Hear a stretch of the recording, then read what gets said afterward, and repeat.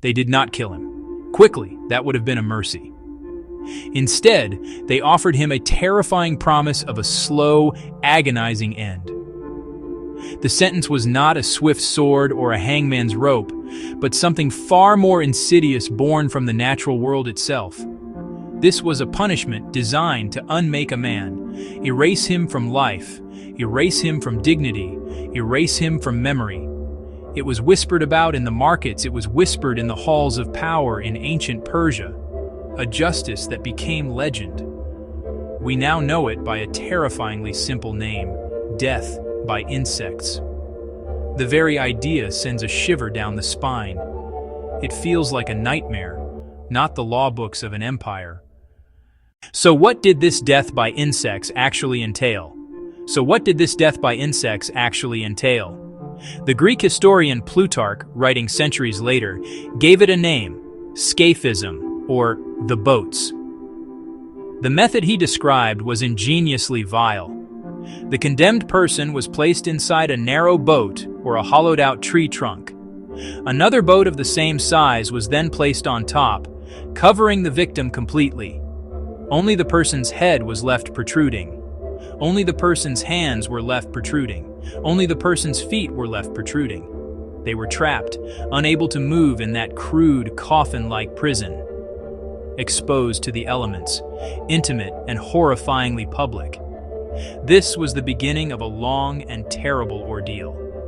The true horror began with the feeding. The executioners would force the victim to ingest large quantities of milk and honey. If the person refused, they would prick their eyes with sharp goads until they complied.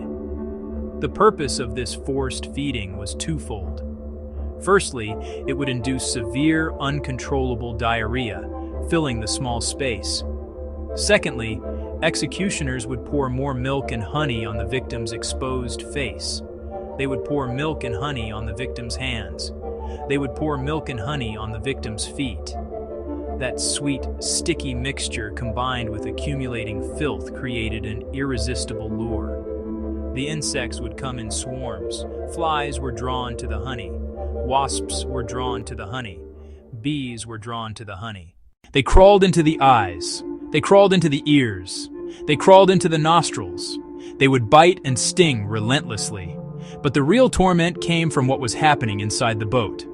The filth attracted other creatures. Worms began to breed in the excrement. Beetles swarmed and bred in the filth. Other vermin infested the space. They would then burrow into the victim's flesh. The person was being eaten alive from the inside out. A slow, agonizing process of decay. And they were still fully conscious, unable to fight or even see what was happening to their own body. This process was not swift. Daily forced feeding ensured the victim did not die quickly from dehydration or starvation. It was a macabre form of life support, designed only to prolong the agony. According to Plutarch, a victim could survive in this state for over 2 weeks, their body slowly rotting away, their mind breaking under relentless pain, their mind breaking under the constant buzzing. This horrifying practice is most famously associated with the Achaemenid Empire of Persia, which flourished from about 550 BC to 330 BC.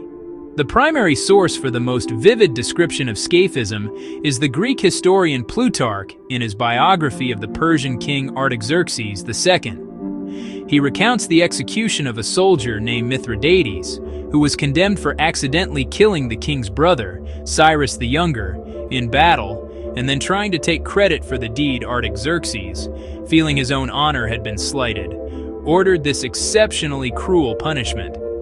This specific account gives the story a chilling ring of historical possibility.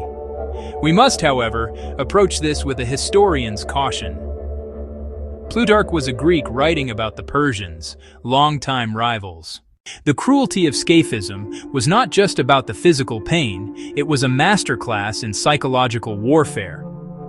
In the ancient world, particularly in honor-based societies like Persia, public shame was often considered worse than death. A good name and a dignified end were paramount. The condemned was not just killed, they were publicly degraded, turned into a spectacle of filth and decay. Their helplessness was absolute. Their suffering was laid bare for all to see, hear, and smell. This was a punishment of the soul as much as the body. This was a slow, unfolding drama of human misery. They watched a fellow human, trapped and helpless, slowly consumed. A prolonged, disgusting spectacle instilled primal fear. The message: the king controlled life, death, honor, and memory. The story of Mithridates provides a perfect example of why such a punishment would be ordered. According to Plutarch, Mithridates did not just kill Cyrus the Younger, he boasted about it at a banquet. In doing so, he attempted to steal the glory from King Artaxerxes II. This was not just a crime of violence, it was a crime of lèse-majesté, an insult to the king's honor and authority. The slow, rotting decay of Mithridates' body became a physical manifestation of the decay of his honor. He had used his mouth to boast, so his mouth would be forcibly filled with a sickeningly sweet poison that would attract his doom. Every element reflected his crime against the king's status. It was a brutal, living parable, showing that the king's glory was absolute, and anyone who tried to steal it would be utterly and disgustingly consumed. The story itself was the lesson, more powerful than any law on a scroll. When placed alongside other punishments of the ancient world, Scaphism stands out for its elaborate and psychological cruelty. The victim was not killed by human hands, but abandoned to the slow, indifferent processes of nature, weaponized against them. Its description by Plutarch and others has echoed through history as a benchmark for human cruelty. Thinking about this punishment today forces us to reflect on our own concepts of justice. It is more than just a gruesome tale. It is a profound warning about the dangers of absolute power. The story serves as a dark milepost in our collective journey toward a more humane system of justice. It reminds us why we value due process, why we believe punishment should be proportional, and why we insist on preserving a basic level of dignity even for the condemned. The memory of Scaphism is a ghost that haunts our understanding of the past.